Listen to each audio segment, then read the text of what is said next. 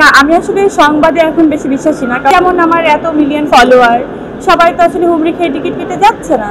16 million ফলোয়ারের মধ্যে আমার মনে হয় 16 মিলিয়নই দেখে ফেলেছে।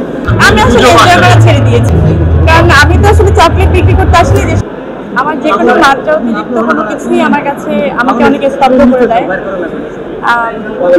আমি আসলে তখন কথা বলতে পারি না মানে আমার অনুভূতিটা আসলে ব্যক্ত করতে পারি না, আমি বোঝাতে পারি না যে আমার মধ্যে কি হচ্ছে। কিন্তু আমি এটা বিশ্বাস করি যে জন্যে এই অ্যাওয়ার্ডটা আমার হাতে, যাদের জন্য এই অ্যাওয়ার্ডটা আমার হাতে, তারা আসলে আমার এই অনুভূতিটা ঠিকই বুঝে নেবেন।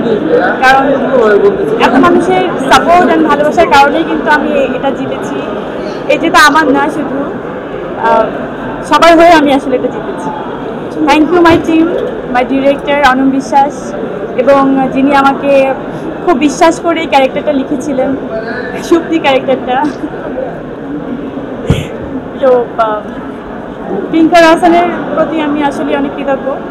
তিনি একমাত্র বেঁকে বসেছিলেন যে আমি ছাড়া আসলে ক্যারেক্টারটা হবে না, এবং এই জার্নিটা ছিল আমার তখন এমন ছিল যে আমি শুটিংয়ে তখনও ফিরিনি, কাজে একদম পুরোপুরি মনোনিবেশ করতে পারিনি। তখন সময় ডিসিশন ছিল যে না, পুরো একটা বছর ওনারা আমার জন্য আসলে সবাই, পুরো টিম, হইচই বাংলাদেশ এবং বাংলাদেশের এই টিমটা সবাই আসলে ওয়েট করছিল আমার জন্য, যে আমি যখনই আসলে ক্যারেক্টারটার জন্য এগ্রি করবো শুটিংয়ের জন্য, তখন এই শুটিংটা হবে। তো আমার কাছে মনে হচ্ছিলো যে এটা আসলে খালি খেলি। কিন্তু না, একটা বছর পরে আমি যখন দেখলাম আসলেই এই প্রজেক্টটা হচ্ছে না, শুধু আমার জন্য আটকে আছে, তখন আমার মনে হলো না, আমি নিজে বললাম করি, জাস্ট ডু ইট, আর কোনো কিছু ভেবো না। তারপরে তো এটা আপনারা জিতিয়ে দিলেন। এরকম অসংখ্য ভালোবাসা আপনাদের কাছ থেকে আমি পেয়েছি। এরকম ভালোবাসা পেলে তো আসলে আমি আপনাদের ভালো সুন্দর কাজ উপহার দিতে চাই ইনশাআল্লাহ। না, আমি আসলে সংবাদে এখন বেশি বিশ্বাসী না, কারণ যে কোনো কিছু অনেক সংবাদ হয়ে যায়, তো সংবাদটা এখন অনেক বেশি সস্তা হয়ে গেছে। আমি যেটা বলবো, যেটা অনেক মূল্যবান একটা জিনিস ছিল, সংবাদ হওয়া কিন্তু অনেক এক্সপেন্সিভ একটা জিনিস ছিল আমাদের কাছে।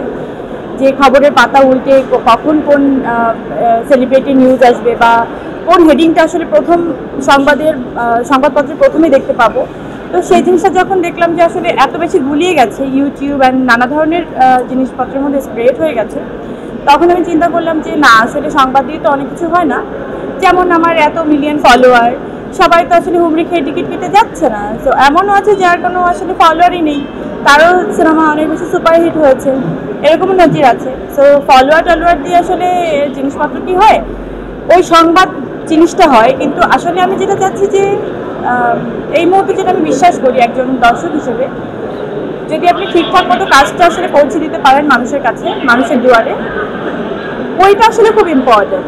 মানে কোনো কিছু ভিউ দিয়ে আসলে কোনো কিছু হয় না।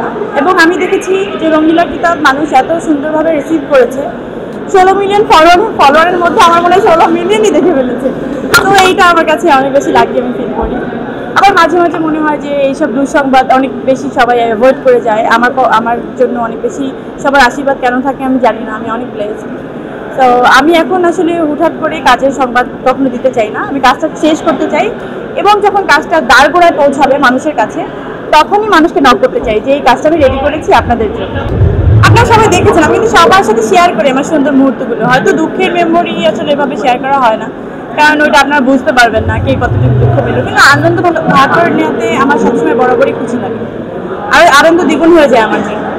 আমি আসলে এনজয় করা ছেড়ে দিয়েছি, আমি শুধু কাজ এবং আমার 2 বাচ্চাকে নিয়ে ব্যক্তিগত জীবন, আমার নিজের জীবনটাকে বাঁচতে চাই। আমি কারোর কোনো কথা আসলে বাঁচতে চাই না।